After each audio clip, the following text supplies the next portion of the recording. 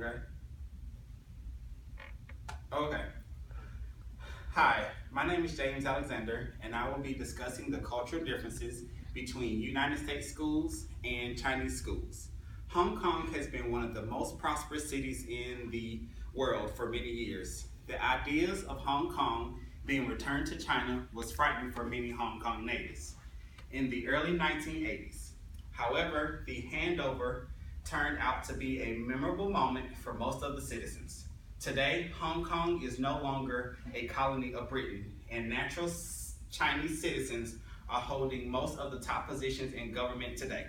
Not only the political and economic issues have been changed, but also the school system as well.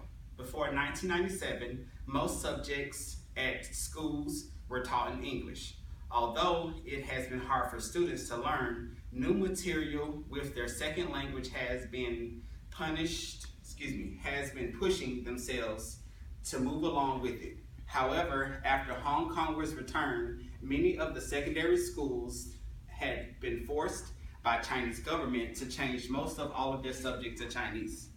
It is true that the content of the books would be more understandable for students, but the sad thing is everything would be changed back to English at the universities, which could be a pain for the students. Studying styles in Hong Kong is a different from the United States. Most of the people in the United States pay more attention to process, while Hong Kong students mostly focus on the results of the courses.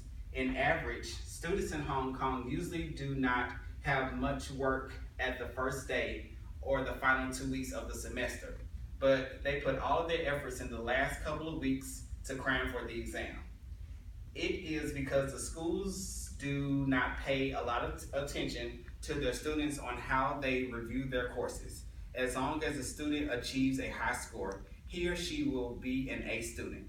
It is true that having good scores on exams is what every student should strive for. However, the schools in the US seem to have more genuine human warmth than the Chinese institutes. Many teachers pay attention to learning thinking skills.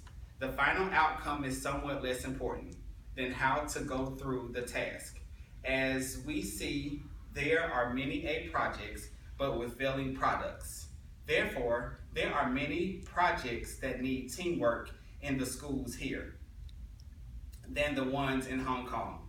The US cares about the quality of group work assignments and presentations. Chinese students think it is unwise. They began to suspect the quality of the teacher, thinking he or she is lazy, rather than reading every paper or correcting every exam. Chinese teachers prefer to just listen to what the student presents.